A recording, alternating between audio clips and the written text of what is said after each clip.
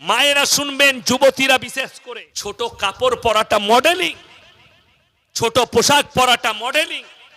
যদি ছোট পোশাকটা মডেলিং হয়, এই কালনা থানায় সব থেকে বড় মডেলিং হচ্ছে কালনা থানার কুত্তাগুলো, যারা পোশাকই পরে না। কথাটা বুঝতে পেরেছেন? কালনা থানার কুত্তাগুলো সব থেকে দামি মডেলিং, যারা পোশাকই পরে না। যারা মনে মনে ভাবছেন শিক্ষিতরা শুনে যান যে ইসলাম নারীকে বঞ্চিত করেছে, আল্লাহর কসম করে বলছি, ইস্তেগফার পড়ে কলমা পড়বে। গোটা পৃথিবীতে যতগুলো ধর্ম এসছে, সব থেকে বেশি নারীকে যদি কেউ সম্মান দিয়েছে তা ইসলাম দিয়েছে। জোরে বলুন সুবহানাল্লাহ। ইসলামের থেকে বেশি সম্মান কেউ দিতে পারেনি। যারা প্রুফ নিতে চান, আমাদের দেশের কুত্তা মিডিয়াওয়ালারা শোনো, যারা প্রুফ চাও আমার কাছে, তাদেরকে প্রুফ দিয়ে যাচ্ছি।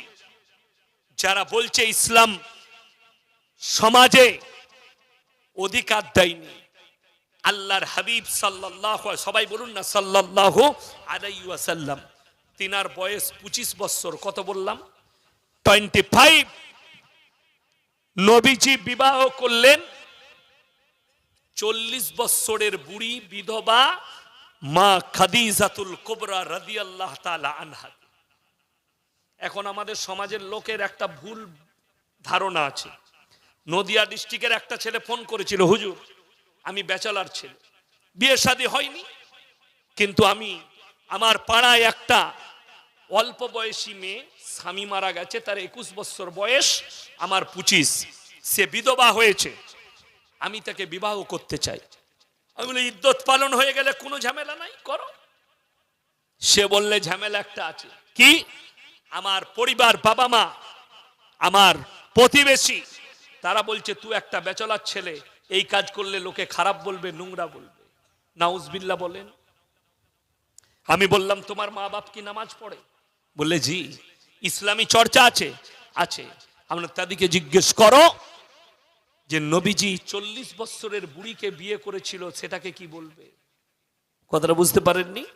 অথচ কোরআনে আছে, তোমাদের যদি কোনো বিধবাকে পছন্দ হয়, তাকে তোমরা স্ত্রী রূপে হালাল রূপে গ্রহণ করো, তার মধ্যে আল্লাহ খায়ের বরকত রেখেছে। জোরে বলুন সুবহানাল্লাহ। কোনো ভুল নেই। কষ্টটা কোন জায়গায়? আপনি শরীয়ত বুঝেননি। শরীয়ত না বুঝার কারণে আপনার হাল এই জায়গায়।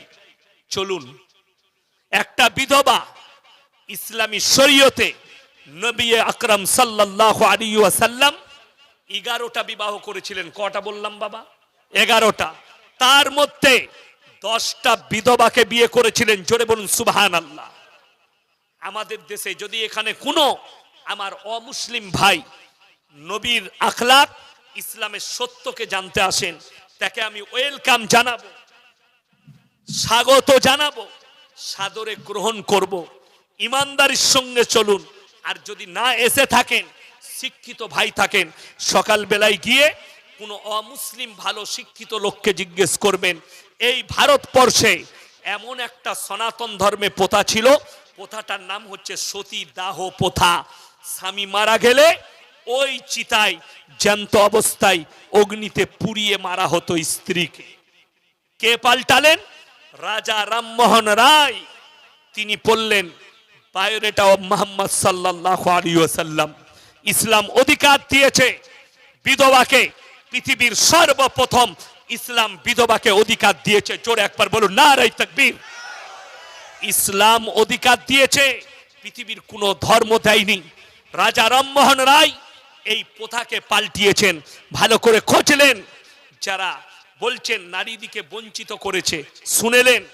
একটা ফিল্মের পোস্টার দেখবেন, লাগে না লাগে না, কান্নাই দেখবেন, বর্তমানে দেখবেন ফিল্মের পোস্টারে ছবি থাকে 3 জনের। কজনের? 3 জন। এক নায়ক, নায়িকা আর একটা ভিলেন, যাকে আমরা গুন্ডা বলি। নায়কের ফুল হাত শার্ট, ফুল প্যান্ট, নায়িকার অর্ধ উলঙ্গ ড্রেস। ঠিক বললাম না ভুল বললাম? আর আল্লাহর কসম, 1400 বছর আগে নবীজিকে আল্লাহ নসিহত করলেন, ওয়াদরিব খুমুরিহিন্না আলা জুনুবিহিন, হে নারী তুমি পর্দা নির্ধারিত করে নাও, নিজেকে ঢেকে নাও।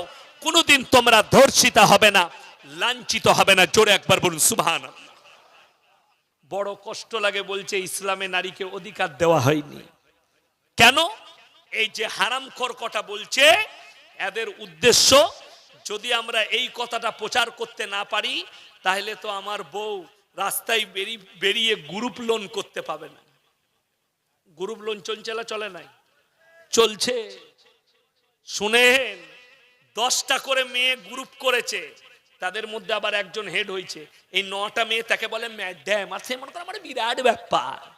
এমনি ম্যাডাম হতে পারে না, সুদ খাওয়া ম্যাডাম হয়েছে। সাবধান, এটা বেঈমান কাফেরের চক্র। এদের ঈমানকে ধ্বংস করো রাস্তায় বার করে। আর তুমি যদি মনে করো যে মৌলবি তুমি কি আমাকে ধার দেবে, তুমি কি আমাকে খেতে দিবে, আল্লাহর কসম খেয়ে বলে যাচ্ছি, আল্লাহর কসম করে বলে যাচ্ছি, রুজির মালিক সকলে বলুন কে? আরো জোরে বলুন কে? যদি এটা বিশ্বাস না হয়, যাদের মনে হচ্ছে টাকা থাকলে ভালো মন্দ খাওয়া যায়, টাকাতে সুখ পাওয়া যায়, টাকায় সম্মান পাওয়া যায়, তারা মূর্খর জগতে বাস করছে। তার দলিল আমি স্টেজে দেবো আপনাদের। তার দলিল কোথায় দেবো? স্টেজে। শুনেন, খুব সূক্ষ্মভাবে শুনবেন, তাহলে বুঝতে পারবেন। ইমামদের বেতন সব থেকে বেশি না কম? সব থেকে কম। সব থেকে ভালো খাবার টাকা ইমামদের। আপনাদিকে কি খাওয়াবে জানি না, আমি তো খাই নাই। বাকি যে বক্তাদের আমাদের সব সঙ্গপঙ্গ ছিল, তাদেরকে কি কি খাওয়াইছে ওটা আর আমি বলবো না। নাস্তা কি ছিল ওটা আর বলবো না, কি বুঝলেন? ওটা বলার আমার প্রয়োজন নাই। কিন্তু আল্লাহর কসম করে বলছি, রাসূলের হাদিসটা শুনেলেন, আল্লাহর রাস্তায় দিনের পথে যারা থাকবে, আল্লাহ মৃত্যুকাল পর্যন্ত তাদেরকে ইজ্জতের রুজি দান করবেন। জোরে বলুন সুবহানাল্লাহ। তার দলিল শুনেলেন, আমি দেব না। ফিল্মের একজন আর্টিস্ট, তার নাম হচ্ছে জাভেদ জাফরি। সে একটা প্রেস কনফারেন্স করছে, সেখানে মুসলিমদের যুবক গাদা। একটা যুবক দাঁড়িয়ে বললে, মেরা এক সওয়াল হ্যায়। বলে করো क्या सवाल है? তিনি বললেন, আজ পুরে দুনিয়াকে লোক দুনিয়াকে পিছে ভাগ रहा। আজকে আমরা সবাই দুনিয়ার পেছনে ছুটছি, ঠিক কি না? তিনি উত্তর কি দিয়েছে জানেন? মারাত্মক। এ মুসলমান, तू दुनिया के पीछे मत भाग, तू 1400 साल पीछे चला जा, दुनिया तेरे पीछे भागेगी। তোমরা 1400 বছর পেছনে চলে যাও, দুনিয়া তোমার পেছনে ছুটবে। তার বলার উদ্দেশ্য, তু রাসূলকে আখলাক লে, নবীজির আখলাক আর চরিত্রের উপরে টিকে যাও, আল্লাহ দুনিয়াকে তোমার পেছনে ছুট করাবে। জোরে বলুন নারায়ে তাকবীর। আজকে মুসলমান আমরা জানি না, মনে মনে করছি আমি দুনিয়ার পেছনে। আমাদের কাছে কিছুই নাই, না কোটিপতি সম্পত্তি আছে, না 50 বিঘের মালিক, না বিলিয়ন ডলারের মালিক।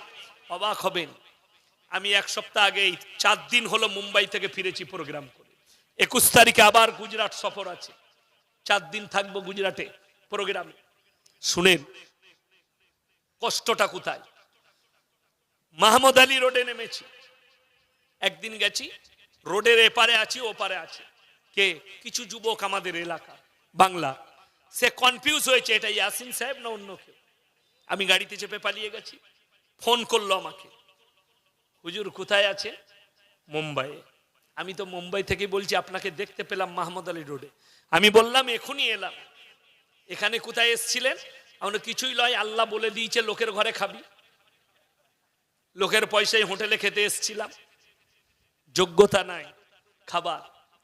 একজন নিয়ে গেল দাওয়াত হোটেলে, কি খাবেন?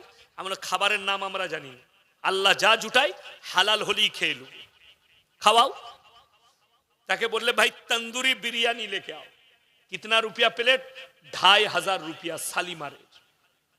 শালিমার হোটেল মাহমুদ আলী রোডে। আল্লাহর কাছে শুকর আদায় করলাম, আল্লাহ সম্পদ দাওনি কিন্তু সম্মান দিয়েছো, তার একটাই কারণ রাসূলের আখলাকের উপরে টিকে থাকার কারণে।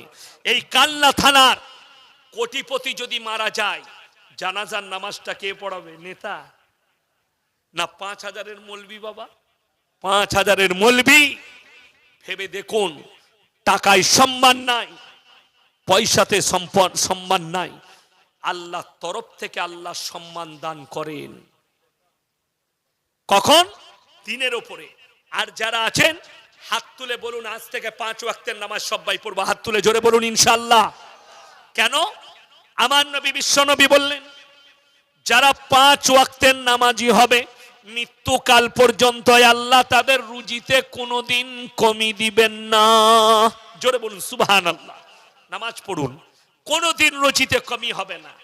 যাদের মনে হচ্ছে টাকা থাকলে ভালো মন্দ খাওয়া যায়, সেই মা বোন সেই ভাইকে বলবো সকালবেলায় কালনায় ট্রেন ধরে কলকাতা চলে যান, প্রেসিডেন্ট জেলে পার্থবাবুকে জিজ্ঞেস করে আসুন স্যার টাকায় কত সুদ, উনি বলে দিবেন। বেরোবে সালা আমার যা হচ্ছে তা আমিই জানি। কথাটা বুঝতে পারেননি? জিজ্ঞেস করে আসুন। এটার নাম আল্লাহ। আল্লাহর কসম করে বলছি টাকা থাকলেও খেতে পাবেন না, সম্পদ থাকলেও খেতে পাবেন না। এতগুলো লোক যারা আমরা নিয়ত করে বসেছি জলসার শেষে জলসার কমিটি ভাইরা একটু আমাদেরকে কিছু খাওয়াবে, খাবো। আল্লাহ যদি তোমার তকদিরে না মেপে থাকে তুমি খেতে পাবে না, আল্লাহর কসম করে বলছি। এইটা বিশ্বাস রাখুন। নিয়ত করলেও খাওয়া যাবে না। আমি গুজরাটে সফর করব, আমাকে জিজ্ঞেস করছে হুজুর কি কি খাবেন? আমি বললাম ডাল আর কলমি শাক রাখবে, গরমের দিন কিছুই খাবো না। জিজ্ঞেস করুন আমি কি খেলাম? অনেক কিছু করেছিল, ঝিঙে পোস্ত। আমি বললাম বাবু আমি কিচ্ছু খাবো না, আমাকে মুড়ি দাও, লাল চা দাও। লাল চা খেয়ে স্টেজে বসেছি। কেন? আল্লাহ ওটাই আমার তকদিরে মেপেছে। আল্লাহ আমার দিমাগকে বলেছে এটাই তোর আজকের রুজি। আল্লাহর কসম করে বলছি আজকে আমি থেকে আপনারা শ্রোতা, কাল সকালে আল্লাহ কার রুজি মেপেছে কার মাপে নাই এটা আল্লাহ ছাড়া কেউ জানে না। এটা বিশ্বাস রাখুন। আর ওই জন্যই তো এই বিশ্বাসটা নাই বলি মুসলমান লটারির টিকিট কাটে। কাটে না? কাটে না? হ্যাঁ, লটারিতে বরকত। আচ্ছা ভেবে দেখুন, আপনি 20,000 রোজগার করছেন, আপনাকে যদি লটারি কাটতে হয়, আমাদের 5,000 বেতন, মৌলবীকে কটা কাটতে হয়? জায়েজ হলে আমরাও লটারির টিকিট কাটতাম। লটারি কেটে বড় লোক খাওয়া যায় না, সুদ খেয়ে বড় লোক খাওয়া যায় না। টাকা আপনার আলমারিতে সুদের টাকা থাকবে, আল্লাহর কসম না জীবনে শান্তি পাবে, না তোমার শরীরের শান্তি পাবে, না তুমি মরে যাওয়ার পরে কবরে শান্তি পাবে। ডাল আলু খেয়ে যান। আপনারা কি মনে করছেন যারা কলকাতা টাউনে, দিল্লি, বোম্বাই, ভালো ভালো দুবাইয়ে বাস করছে তারা শান্তিতে আছে?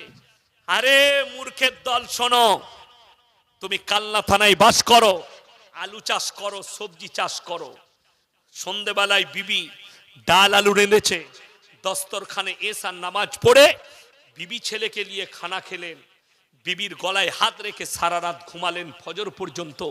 আল্লাহর কসম করে বলছি তোমার থেকে সুখী আর কেউ নাই। আর টাউনে কত লিবেন? বউ শুয়ে আছে কুকুরের সাথে, আর হারামখোর শুয়ে আছে মদ খেয়ে সোফার উপরে, কোটি টাকার মালিক। এটা যদি ভুল বলে থাকি বর্ধমান টাউনে প্রমাণ দেব। বর্ধমান টাউনে, আমি নাম করব না, কোটিপতির ছেলে রাত 2টোয় মদ খেয়ে ঢুকে বাড়িতে, আর বউ শুয়ে থাকে কুকুরের সাথে। এটা মুসলমানের কথা বললাম। বউ কুকুরটাকে জড়িয়ে শুয়ে থাকে, কুকুরের সাথে জিনা করেনি কি এটাও আল্লাহ ছাড়া কেউ জানে না। আমেরিকা, লন্ডন, তাদের মতো আখলা। আপনি কি মনে করেছেন এই মানুষের মতো রূপ মানেই মানুষ? কাবা ঘরে নামাজ পড়ে যুবকরা, শোনো, কয়েক মাস আগে তোমাদের কিং খান তোয়াফ করতে গিয়েছিল উমরা হজ করতে। কে? শাহরুখ খান। ঘুরে এসে হারাম করকে দেখছি আবার মন্দিরে পুজো করছে। তাকে তুমি মুসলমান ভাবো? আল্লাহর কসম করে বলে যাচ্ছে আমি মৌলবি শওকতের বেটা, আমার কাছে তারা মুশরিক, আর কোরআনের পরিভাষায় তারা মুশরিক।